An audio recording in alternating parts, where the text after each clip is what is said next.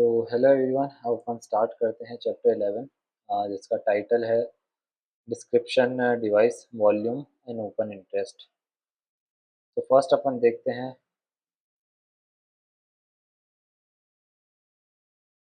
Sorry. तो first अपन देखते हैं decoding volume the markets conviction. Basically इसमें भी जैसा अपन ने प्रीवियस चैप्टर में देखा कि वॉल्यूम कितने इंपॉर्टेंट होते हैं, उसी चीज़ को यहाँ पे लिखा हुआ है। Uh, इसमें एक लाइन है, the when volume is high the market is expressing firm conviction. Think of it like reading text written in bold capital letters. Means वही आपको बताया गया है कि जब वॉल्यूम ज़्यादा रहता है किसी भी प्राइस पे, तो अप ट्रेंड डाउन ट्रेंड या आपको साइडवेज कंसोलिडेशन का एक जो कन्विक्शन रहता है उस पर्टिकुलर प्राइस लेवल पे, वो काफ़ी ज़्यादा रहता है। ठीक है। सेकेंड आते हैं displaying volume traditional versus volume at price. तो इसमें दो आपको वे दिए हुए हैं कि जिस वे में अपन वॉल्यूम को देखते हैं। तो एक है अपन जो नॉर्मली देखते हैं, जो वॉल्यूम डायरेक्टली अंडर प्राइस रहता है वो, और दूसरा वॉल्यूम एट प्राइस, जो वॉल्यूम प्रोफाइल रहती है ये अपना वो वाई एक्सेस पे दिखता है। अब मैं इसको बताता हूँ कैसे अपन इसको नॉर्मली चार्ट पे देखते हैं। डिस्क्लेमर ऑल्सो कि कोई बाय या सेल रिकमेंडेशन नहीं है, it's only for education purpose. So please किसी भी स्टॉक का नाम देखकर यहाँ पे आप बाय या सेल मत कीजिएगा। तो जो आपका नॉर्मल वॉल्यूम होता है वो आपको यहाँ नीचे दिख रहा होगा। ठीक है। ये वाले आपके जो वॉल्यूम है, जो हॉरिजॉन्टली आपके कैंडल्स बने हुए, ये आपका एक्स एक्सिस पे होता है। अब जो सेकेंड टाइप ऑफ वॉल्यूम आपको बताया गया है कि वॉल्यूम एट प्राइस, जिसको वॉल्यूम प्रोफाइल भी बोलते हैं, जो वाई एक्सिस पे होता है, उसके उसको अपन देखते हैं। तो यहाँ पर आप जाएंगे ट्रेडिंग व्यू के इंडिकेटर्स में। मैं बीच में आ रहा हूँ क्या? Correct, sorry. तो आप यहाँ पर जाएंगे ट्रेडिंग व्यू के इंडिकेटर्स में। यहाँ पे आपको दिखेगा एक फिक्स्ड रेंज वॉल्यूम प्रोफाइल और एक एंकर्ड वॉल्यूम प्रोफाइल। तो मैं नॉर्मली एक आपको वॉल्यूम प्रोफाइल बता देता हूँ। जैसे मैंने फिक्स्ड रेंज लिया, तो आप किसी भी, मैं एक बार टाइम फ्रेम चेंज करता हूँ। तब मैंने जैसे फिक्स्ड रेंज लिया, तो आप किसी भी एक स्विंग लो को पकड़ के जहाँ से लेके जहाँ तक, जिस प्राइस तक आपको एक वॉल्यूम देखना है कि इस पर्टिकुलर सेक्शन में सबसे ज़्यादा वॉल्यूम किस प्राइस पे आए, तो आप उन दो पॉइंट्स को ले लीजिए। जैसे मैंने यहाँ से, मैं जानना चाह रहा था कि यहाँ से इस पॉइंट से लेके इस पॉइंट तक कहाँ पे सबसे ज़्यादा वॉल्यूम आए हैं, तो मैंने उन दोनों पॉइंट्स को मार्क कर दिया। देन ये प्लॉट करता है कि किस प्राइस पॉइंट पे, ये जो आपको बीच में ब्लैक कलर की लाइन दिख रही है, जो आपका एग्जैक्टली 363.35 पे है, तो ये आपका पॉइंट ऑफ सेंटर होता है। यहाँ पे आपको लिखा होगा the point of, sorry centre नहीं, control, the point of control. तो ये आपका पूरा जो है ये वॉल्यूम प्रोफाइल है। ये जो बीच वाली लाइन है पॉइंट ऑफ कंट्रोल है। पॉइंट ऑफ कंट्रोल का मतलब एक बार पढ़ लेते हैं अपन। On a volume profile chart, you will see a heavy line indicating the point of control. So this is the exact price level where the most shares changed hands. ठीक है। This charting method is incredibly helpful for identifying major potential support and resistance level. कहने का मतलब कि यहाँ पे इस particularly price पे सबसे ज़्यादा वॉल्यूम्स एक्सचेंज हुए हैं। ठीक है। तो ये प्राइस जो है आपका, ये मोस्ट ऑफ द टाइम आपका सपोर्ट या रेजिस्टेंस जैसे काम करता है। ठीक है। तो आपका नीचे वाला जो है ये नॉर्मल आपका वॉल्यूम, एंड ये जो आपका वर्टिकल वाई एक्सिस पे जो वॉल्यूम प्लॉट होता है, ये आपका वॉल्यूम प्रोफाइल होती है। थर्ड है वीवेप। वीवेक वॉल्यूम वेटेड एवरेज प्राइस। ठीक है। वीवेप एक इंडिकेटर है, वॉल्यूम बेस्ड इंडिकेटर। तो ये सबसे ज़्यादा यूज कौन करता है? इंस्टीट्यूशंस। बिकॉज इंस्टीट्यूशंस के बाद जैसे यहाँ पे लिखा हुआ है, if an institution needs to buy 2 lakh shares of a stock, buying it all at once at the market price would cause the stock to spike, giving them a terrible entry price। तो क्या होगा ना कि अगर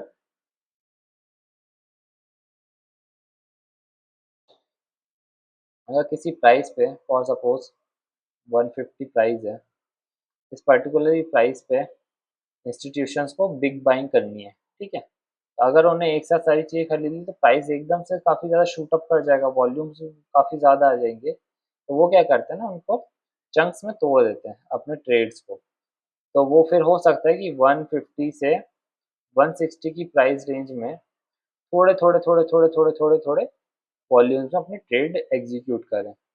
but उनके साथ ये problem होती है कि अगर वो फर्स्ट ट्रेड में ही, जैसे 150 के ट्रेड थे, 150 के ट्रेड पर ही अगर वो सारी बाइंग कर लेंगे तो उनको फिर जो, अब जैसे ये मान के चलो कि ये पहुंच गया आपका 170 तक, प्राइस शूट अप कर गया, कैंडल ही बहुत बड़ी बन गई आपकी, है ना। तो उनको फिर अच्छी प्राइस नहीं मिलेगी उनके ट्रेड के लिए, क्योंकि वो 150 के नियर ही सोच रहे थे कि अपने ट्रेड प्लेस करेंगे, पर ऐसा नहीं हुआ बिकॉज उन्होंने काफ़ी ज़्यादा वॉल्यूम में अपने जो स्टॉक्स थे वो बाय कर लिए। तो अब वीवेब इस जगह पे काम आता है कि इन केस अब आप जो आपके इंस्टीट्यूशंस हैं, इंस्टीट्यूशनल जो बाइंग कर रहे हैं, उन्होंने एक रेंज बना के रखी है कि जैसे फॉर एग्जांपल में हमें 150 से 160 के बीच में जो सबसे बेस्ट प्राइस होगी, हम उसी उसी प्राइस पे ट्रेड करेंगे, तो उसमें वीवेब काम आएगा। अब अपन देखते हैं वीवेब कैसे होता है, यूज़ करते हैं।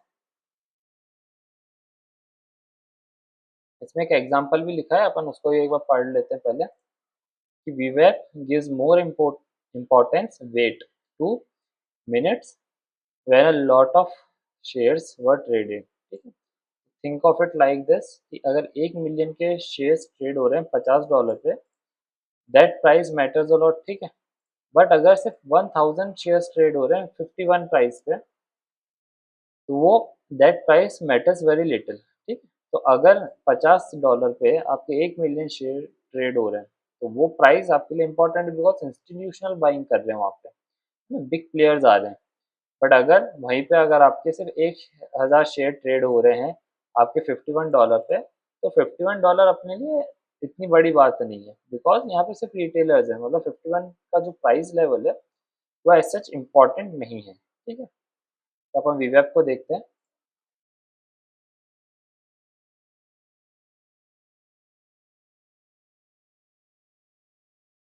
ओके, सो यहाँ पर मैं इसको स्टार्टिंग से ही लगाता हूँ। आप इंडिकेटर्स में जाइएगा, यहाँ पे आप वीवेब लिखिएगा, तो वॉल्यूम वेटेड एवरेज प्राइस का जो फर्स्ट इंडिकेटर आएगा आप उसको प्लॉट कर दीजिए। ये बेसिकली इंट्राडे पे सबसे अच्छा वर्क करेगा, बिकॉज इंट्राडे में क्या होता है कि अगर कोई इंस्टीट्यूशन है वो बाइंग कर रहा है, ठीक है, किसी एक पर्टिकुलर प्राइस लेवल पे, तो वो 2 दिन का वेट तो नहीं करेगी, आज बाय कर लेता हूँ एक प्राइस पे, कल दूसरे प्राइस पे मैं एंट्री कर लूँगा, इतना वेट तो नहीं करेगा, प्राइस ऊपर नीचे कहीं पे भी जा सकता है।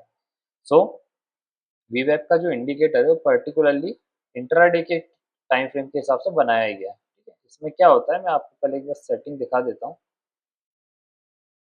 इसमें जो सोर्स है, मतलब ये जो लाइन बन रही है, ये बाय डिफ़ॉल्ट आपके high low plus close divide by 3 इससे बन रही है, ठीक है। इसमें ये जो बैंड्स बन रहे हैं, तो अपन ने बैंड्स पहले भी पढ़े हैं, तो ये जो बैंड्स हैं वो स्टैंडर्ड डेविएशन के हिसाब से आपके बन रहे हैं, एंड स्टाइल्स वगैरह तो नॉर्मल ही है, आपको दिख रहा होगा, ठीक है। तो क्या होता है ना कि इंट्राडे में अब जैसे आज ये बाइंग आई है ना। अब फॉर एग्जांपल मैं एक इंस्टीट्यूशन हूँ, मुझे नाल्को को पर्टिकुलरली 434 के प्राइस पे बाय करना है ना। अब मैं ऑलरेडी यहाँ से इतना बाय कर चुका था, ठीक है। अब ये एक ही दिन के अंदर मुझे बाइंग करनी है, बिकॉज मैं कल का वेट नहीं कर सकता हूँ, बिकॉज कल प्राइस कितना ज़्यादा रहे नहीं रहे मुझे नहीं आइडिया है। मुझे आज ही चंक्स में बाइंग करनी पड़ेगी, मेरे जो ट्रेड्स हैं उनको एग्जीक्यूट करना पड़ेगा। तो ये आपको जो मिडल में लाइन दिख रही है, जो इस high plus low plus close by 3 से बनी थी, ठीक है ना। तो इस लाइन के आसपास जब प्राइस रहेगा ना, इस लाइन के आसपास जब प्राइस रहेगा,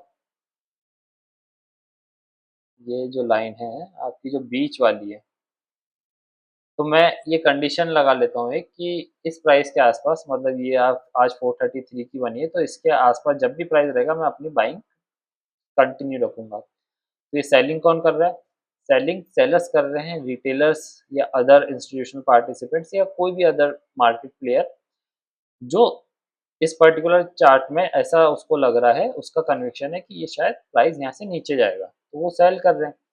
बट जिस इंस्टीट्यूशन को ऐसा कन्विक्शन है कि मुझे आज इसमें बड़े ऑर्डर प्लेस करने हैं, ठीक है, तो वो ये चाहता है कि सेल हम बाय करेंगे, कोई सेल करेगा तो सेल करके जब प्राइस इस पॉइंट पे आएगा 433 के लेवल्स पे आएगा, तब हम वापस अपनी बाइंग करें। तो बाइंग जो है आपकी, वो इंस्टीट्यूशंस इन्वेस्टर कर रहे हैं, एंड जो सेलिंग है वो आपका रिटेल इन्वेस्टर या इंस्टीट्यूशन इन्वेस्टर भी कर सकते हैं विद द कॉन्ट्रेरियन आपका अप्रोच, ठीक है। तो इस टाइप से आपके जो इंस्टीट्यूशन या बिग प्लेयर्स रहते हैं, वो वीवेब को यूज़ करते हैं अपनी पोजीशंस को एम्प्टी करने के लिए, या पोजीशंस को पूरा फुलफिल करने के लिए, ट्रेड्स को पूरा एग्जीक्यूट करने के लिए, ठीक है। तो ये आपका वीवेब इंडिकेटर हो गया। इसमें वॉल्यूम वेटेड एवरेज प्राइस, मतलब वॉल्यूम, इसमें आप देखिए वीवेब मतलब वॉल्यूम वेटेड एवरेज प्राइस। इसमें आप अब देखिए, it calculates the average price of an asset for a single trading day, ठीक है, with each price point weighted by the volume traded at that specific price, ठीक है। तो जैसे अपन ने यहाँ नीचे देखा था, तो वेट उस प्राइस को ज़्यादा मिलता है जिस प्राइस पे वॉल्यूम ज़्यादा है, एंड जिस प्राइस पे वॉल्यूम कम है उसको वेट कम मिलता है। Got it. अब अपन आते हैं फोर्थ इक्वी वॉल्यूम चार्ट्स पे। उससे पहले मैं जस्ट अपने आप को साइड कर देता हूँ।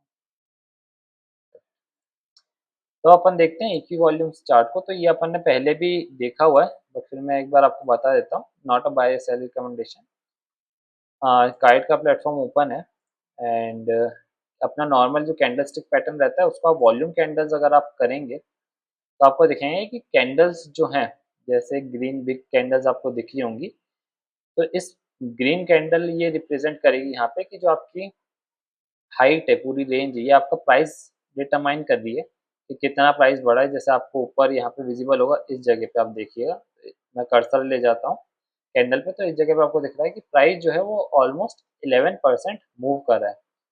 बट इसमें जो ये विड्थ है, जो आपकी मोटाई है यहाँ पे, वो रिप्रेजेंट कर रही है कि आपके कितना वॉल्यूम है। तो ये जो आपकी मोटी कैंडल्स बन रही हैं, जो वाइड कैंडल्स बन रही हैं, ये आपके वॉल्यूम्स रिप्रेजेंट कर रहे हैं कि काफ़ी हैवी वॉल्यूम के साथ ये 11% का मूव दिया है इस कैंडल ने। इनको इक्वी वॉल्यूम कैंडल्स बोलते हैं। इसमें एक और टर्म है जो कि आपका पावर बॉक्स। तो पावर बॉक्स वही है कि is a specific bar that is both very tall and very wide, ठीक है ना। मतलब पावर बॉक्स आप नॉर्मली समझ सकते हैं, जैसे ये पावर बॉक्स है आपका, ये पावर बॉक्स है जो आपका कैंडल है। अगर कैंडल काफ़ी ज़्यादा मूवमेंट भी दे रही है प्राइस का, प्लस आपका जो विड्थ है, जो वॉल्यूम है, वो भी काफ़ी स्ट्रॉन्ग है, तो काफ़ी wide candles with heighted, means height plus width दोनों ही अगर कैंडल है, तो एक पावर बॉक्स आपकी कैंडल कहलाती है। तो ये आपका इक्वी वॉल्यूम चार्ट हो गया। थ्योरी में ज़्यादा नहीं पढ़ रहा हूँ, थ्योरी आप नॉर्मली पढ़ सकते हैं, ठीक है। अब इसमें अपन देखते हैं कि वॉल्यूम एंड ओपन इंटरेस्ट। तो ओपन इंटरेस्ट अपन ने प्रीवियस चैप्टर में देखा, फ्यूचर मार्केट्स में यूज़ होते हैं, जो भी आपके डेरिवेटिव्स इन आपके इंस्ट्रूमेंट्स हैं वहाँ पे। तो यहाँ पे यही लिखा हुआ है कि in future and option markets we must track a third variable open interest, ठीक है। तो ओपन इंटरेस्ट को ट्रैक करना काफ़ी इंपॉर्टेंट रहता है आपके फ्यूचर एंड ऑप्शन मार्केट के लिए। अब उससे अपन वॉल्यूम के साथ उसको कंबाइन करके कैसे कुछ चीज़ों का ध्यान रख सकते हैं, वो अपन देखते हैं।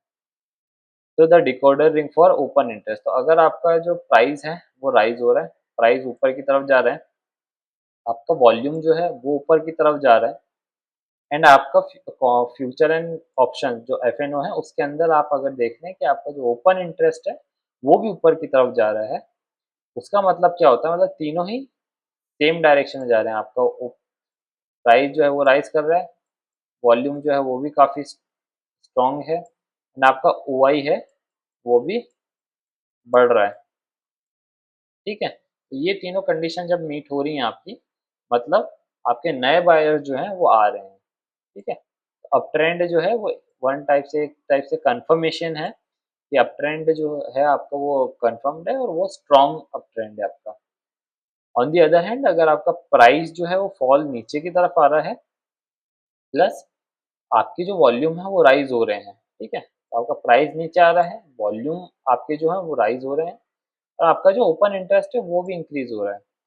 ओपन इंटरेस्ट इनकेस कोई अगर भूल गया हो तो प्रीवियस लेक्चर में अपन ने जैसे बात करी थी, ओपन इंटरेस्ट का मतलब होता है कि अगर मैंने कॉल ऑप्शन खरीदा है एंड सामने से किसी ने मेरा कॉल ऑप्शन सेल किया है, तो वो ऑर्डर प्लेस हुआ, गॉट इट।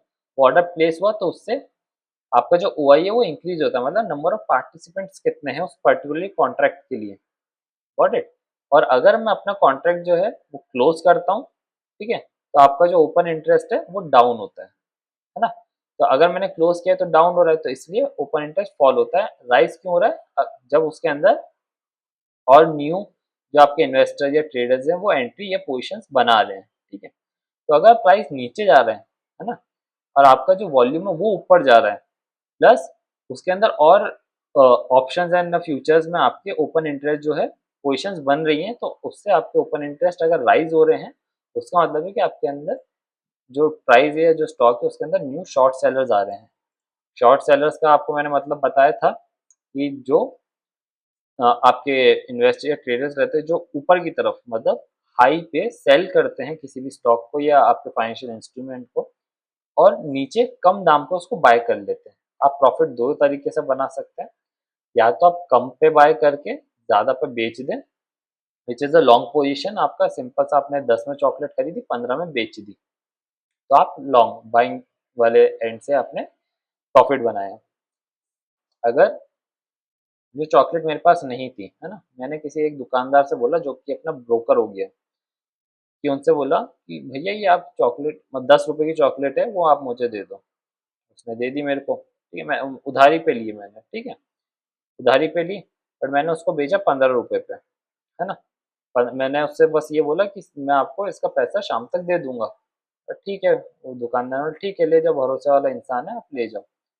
उसने मुझे चॉकलेट दी, मैंने उसको ना दुकानदार को कोई पैसा दिया है, सिर्फ दुकानदार ने मुझे चॉकलेट दी है।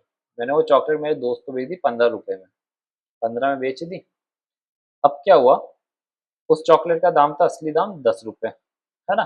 दुकानदार, तो दुकानदार से मतलब चॉकलेट जो थी वो 10 रुपए में दे रहा था, बट मैंने अपने दोस्त को 15 रुपए में सेल कर दी। अब जो उसने मेरे को 15 रुपए दिए मेरे दोस्त ने, उसमें से 10 रुपए जाके मैंने दुकानदार को वापस लौटा दिए सीधा। मेरा मुनाफा कितना हुआ? 5 रुपए का। तो मैंने ज़्यादा में कोई चीज़ बेच दी, जब जबकि वो चीज़ मेरे पास थी भी नहीं, तो मैंने ब्रोकर से उसको उधार पे लेके बोरो करके वो चीज़ ज़्यादा में बेची, एंड कम में उस चीज़ को खरीद लिया वापस से। तो इसको बोलते हैं आप शॉर्ट सेलिंग, है ना। तो ये आपको शायद समझ में आ गया होगा कि अपन ने दो चीज़ें कवर करी। अब अगर प्राइस राइज हो रहा है, बट आपका वॉल्यूम जो है वो कम है, एंड आपका जो ओपन इंटरेस्ट है वो भी कम है, वो भी नीचे आ रहा है, इसका क्या मतलब है कि शॉर्ट कवरिंग हो रही है ना। तो प्राइस ऊपर जा रहा है बिकॉज जो शॉर्ट की पोजीशन वो क्लोज हो रही है, not because new buyers are enthusiast. इसका मतलब है कि जो नए बायर्स हैं वो खरीदने के इच्छुक नहीं है, उनको नहीं खरीदना है उस प्राइस पे। तो वो प्राइस ऊपर कैसे जा रहा है? बिकॉज यहाँ पे राइजिंग प्राइस लिखा है ना, तो वो ऊपर इसलिए जा रहा है बिकॉज जिन्होंने शॉर्ट सेलिंग करी थी, ठीक है, प्राइस जैसे यहाँ पे आया, ठीक है, अब मैंने मान के चलो कि 15 रुपए पे यहाँ पे 15 रुपए पे यहाँ पे कोई चीज बेची थी शॉर्ट सेलर्स ने, और 10 रुपए पे मैंने सोचा था कि अब मैं इसको खरीद लूंगा, मतलब 15 रुपए पे शॉर्ट करके मेरा टारगेट था कि मैं 10 रुपए पे उस चीज को खरीदूंगा। तो जब ये शॉर्ट वाले, जिनकी शॉर्ट पोजीशन थी, जिनकी 15 रुपए पे शॉर्ट पोजीशन खड़ी थी, उन्होंने 10 रुपए पे आके जब बाइंग करी, ठीक है, तो प्राइस हल्का सा ऊपर गया, लाइक एक, क्योंकि वो तो बाइंग कर रहे हैं ना, तो वो अपनी पोजीशन जो है कवर कर रहे हैं, इस चीज को बोलते हैं शॉर्ट कवरिंग, है ना। पर्टिकुलरली 15 पे उन्होंने बाय किया, सॉरी 15 पे उन्होंने सेल किया, 10 पे उन्होंने बाय किया, तो इसको शॉर्ट कवरिंग बोलेंगे। एंड ये जो हल्का सा प्राइस ऊपर की तरफ मूव किया उसको शॉर्ट कवरिंग रैली यहाँ पे डिनोट करके आ रहा है। तो प्राइस ऊपर गया, बट इस ड्यूरेशन में आपका जो वॉल्यूम है या ओपन इंटरेस्ट है वो इंक्रीज नहीं हुआ है ना। तो ये छोटा सा एक इसको ये बोल सकते हैं कि एक पुल बैक टाइप या थ्रो बैक टाइप की चीज आई है, ठीक है, इसको शॉर्ट कवरिंग रैली बोलते हैं, और ये इसलिए जाती है because shorts are closing their positions, ठीक है। तो ये काफी वीक होता है और फेल होने का इसके काफी ज्यादा चांसेस रहते हैं, बेसिकली उन्होंने वही बताया। सिक्स्थ है आपका seasonal and intraday volume tendencies. तो इसका मतलब क्या है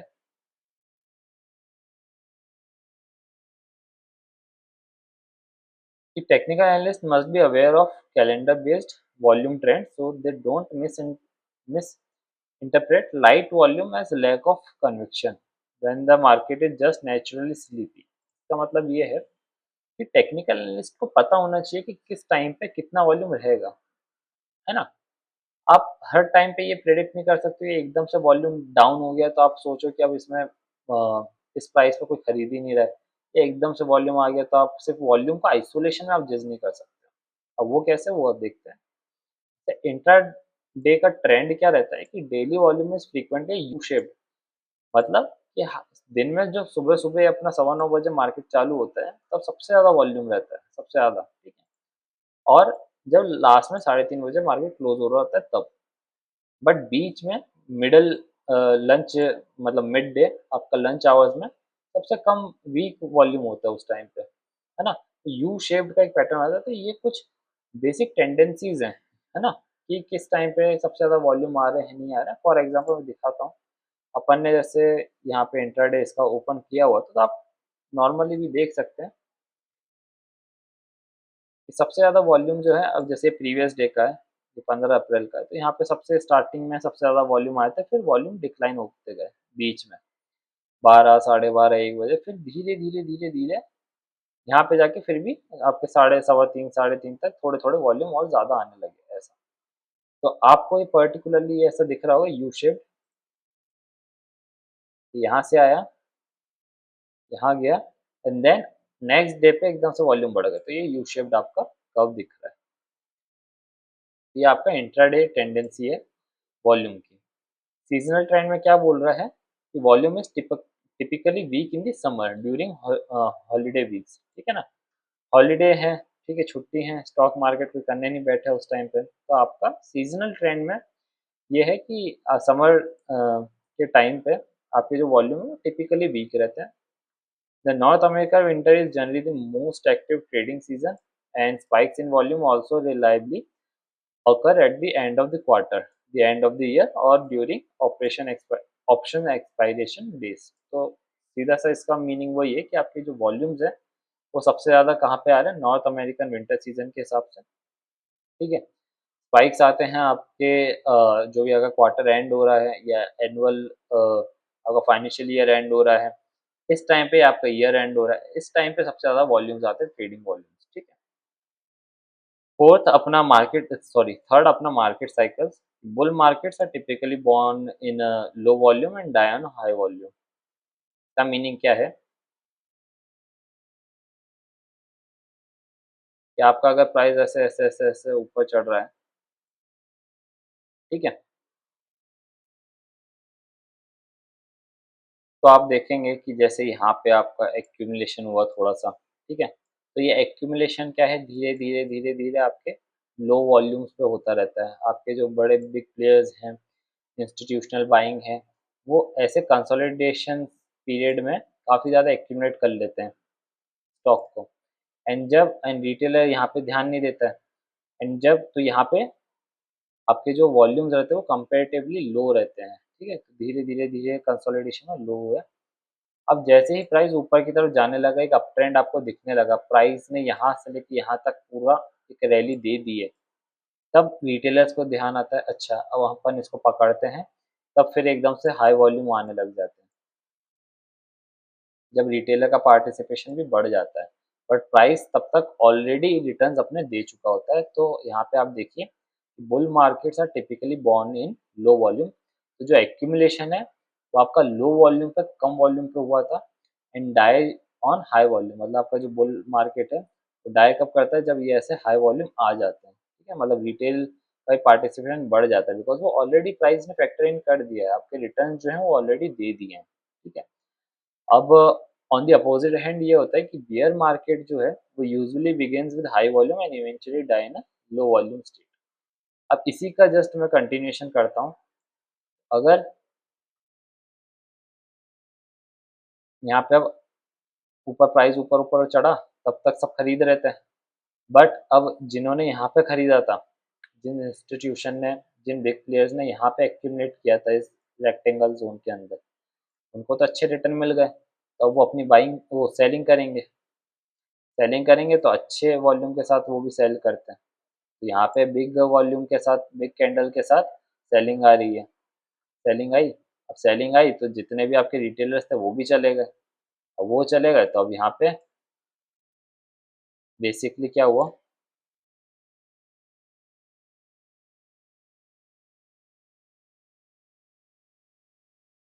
प्राइस जो है वो एक साइड बाउंड हो गया, क्योंकि अब ना रिटेलर रहे, ना आपके इंस्टीट्यूशनल इन्वेस्टर्स रहे, कोई भी नहीं रहा। तो आपका जो अ, ऊपर की तरफ प्राइस था, वहाँ से जब नीचे आया तो वॉल्यूम काफ़ी हाई था। बट अब यह इस जगह पे जोन पे आके आपके रिटेलर्स के भी स्टॉप लॉस हिट हो गए। आपके जो इन्वेस्टर्स थे, बिग प्लेयर्स थे, उन्होंने अपना प्रॉफिट बुक कर लिया। तो अब यहाँ पे लो वॉल्यूम हो गया, काफ़ी कम वॉल्यूम पे ट्रेड होने लगा और स्टॉक जो है वो कंसोलिडेशन में फंस गया। तो ऐसे आपकी बियर साइकिल जो है वो एंड होती है। तो अब वही सेम चीज़ लिखी हुई है, market usually begin with high volume के साथ ये चालू होता है and eventually die in a low volume state of total apathy. ठीक है, अपन ने ये सारी चीज़ें कवर करी। एक बार अपन फटाफट से देख लेते कि अपन ने क्या क्या पढ़ा। डिकोडिंग वॉल्यूम छोटे छोटे थियोरेटिकल चैप्टर्स ही हैं, मतलब इससे पहले वाला ये वाला एंड शायद इसके बाद वाला भी थ्योरी है, तो फटाफट ही निपटा रहे हैं। तो यहाँ पे अपन ने देख लिया कि डिको मार्केट का कन्विक्शन क्या होता है, उस सेम की वॉल्यूम कितना इंपॉर्टेंट रहता है अपने टेक्निकल एनालिसिस के लिए। अपन वॉल्यूम को देखते किस नज़रिए से हैं, एक ट्रेडिशनल रहता है जो नीचे आपके एक्स एक्सिस पे रहता है, एक आपका वॉल्यूम एट प्राइस रहता है जो कि जिसको वॉल्यूम प्रोफाइल भी बोलते हैं, जो आपका वाई एक्सिस पे रहता है। आपका जो जैसे अपन ने वीवैप देखा, वॉल्यूम वेटेड एवरेज प्राइस, तो ये अपन ने समझा कि जब बहुत बल्क में बाइंग करनी होती है बिग प्लेयर्स को, तो वो एक दिन में चंक्स में ऑर्डर प्लेस करते हैं, तो उसके लिए वो वीवेप यूज़ करते हैं। बिकॉज वीवेप जो है वो जिस पर्टिकुलर प्राइस पे, जैसे यहाँ पे आपने देखा कि $50 के प्राइस पे 1 मिलियन, अब मुझे $50 मेरे लिए काफ़ी इंपॉर्टेंट प्राइस हो गया, बिकॉज यहाँ पे बहुत ज़्यादा बाइंग है, बहुत ज़्यादा वॉल्यूम है ना। तो इस चीज़ के लिए अपन वीवेप यूज़ करते हैं। अपन वीवेप बेसिकली ज़्यादातर इंट्राडे पे ही यूज़ होता है, बिकॉज जो उसका मेन पर्पस है वीवेप का, वो है बाइंग, हैवी क्वांटिटी में बाइंग। तो आपको एक एवरेज प्राइस या बिग प्लेयर्स को एक एवरेज प्राइस चाहिए होता है ना, जिस एवरेज के आसपास वो बाइंग कर सकें एक ही दिन के अंदर। ऐसा नहीं है कि मैं आज 50 पे बाय कर रहा हूँ, कल भी मैं एक्सपेक्ट करूँ कि बिकॉज मार्केट इज वॉलेटाइल, कल हो सकता है आपका जो प्राइस है 60 चला जाए, 70 चला जाए, 80 चला जाए, 90 चला जाए, we don't know. That's why एक बार मैं आपको एग्जांपल भी दिखाता हूँ। अपन ने वीवेप ऐसे जैसे इंट्राडे पे लगाया है ना, सॉरी, अगर मैं इसको पता है डेली पे करूँ ना, तो आपको सिर्फ एक लाइन दिखेगी, सिर्फ लाइन। ये लाइन क्या रिप्रेजेंट कर रही है कि आपकी आपने ये जो चीज़ लगा के रखी हुई है ना, इनपुट में जो आपका high plus low plus close by 3 है, ये आपका एक पॉइंट निकल के आता है, तो डेली टाइम फ्रेम पे वो पॉइंट्स को कनेक्ट कर रहा है। अब इसमें आपका जो वो है बैंड है, वो क्यों नहीं बन रहा है, बिकॉज इसमें जो आपकी सेटिंग रहती है ना, एंकर पीरियड जो है, सेशन वीकली है, इस हिसाब से आप चेंज कर सकते हैं, बट बेसिक जो रहता है वो डेली टाइम फ्रेम के हिसाब से ही इसका जो फॉर्मूला रहता है वो डिराइव्ड रहता है। तो इसलिए डेली टाइम फ्रेम पे ये सिर्फ आपको जस्ट एज अ लाइन ही रिप्रेजेंट होगी। तो अगर आपको बाइंग करनी है या कुछ इंस्टीट्यूशंस की तरह देखना है कि वो कहाँ पे प्राइस, कौन से प्राइस पे ले रहे हैं, तो आपको छोटे टाइम फ्रेम पे ही आना पड़ेगा। 4 आवर के टाइम फ्रेम पे भी आप देखिए कि काफ़ी ज़्यादा वो है, मतलब आप ये समझने की कोशिश की, मैं अगर बिग प्लेयर हूँ तो मैं 4-4 घंटे की कैंडल के ऊपर थोड़ी ना अपना कोई सा ऑर्डर लूंगा अगर मुझे कोई बिग ऑर्डर चाहिए तो। अब जैसे इस कैंडल पे है ना, ये कैंडल आप देखिए 400 के आसपास की कैंडल है। अब मैंने सोचा चलो 400 पे ले लेता हूँ, अब 4 घंटे वेट करके मैं यहाँ पे 402, 403, 405 ऐसे थोड़ी ना लूंगा, अपने ऑर्डर प्लेस करूंगा। तो इसलिए वीवेप का जो सबसे ज़्यादा यूज़ होता है वो आपका शॉर्टर टाइम फ्रेम पे होता है, 15 मिनट्स या ऐसे भी कम, आपका 5 मिनट समथिंग टाइम फ्रेम पे होता है। ये देखिए आपको बैंड इतने अच्छे से दिख रहा होगा, तो 5-5 मिनट के इंटरवल पे जब भी प्राइस के पास पास होवर करेगा इस ब्लू लाइन के आसपास, तब अपन और पोजिशंस क्रिएट कर सकते हैं। ऐसा इंस्टीट्यूशन बायर्स जो है वो लेके चलते हैं। एक ही वॉल्यूम चार्ट अपन ने देख लिया, पावर बॉक्स समझ लिया है, and open interest and volume का अपना प्राइस के साथ क्या रिलेशन होता है वो अपन ने एक बार देख लिया। सीजनलिटी अपन ने देख ली है कि इंट्राडे में क्या ट्रेंड रहता है, सीजनल क्या ट्रेंड रहता है, मार्केट की कैसे साइकिल रहती है। तो आई गेस अपने ये चैप्टर भी छोटा था, शॉर्ट एंड स्वीट। तो अब आप एक बार एमसीक्यूज देख लीजिए।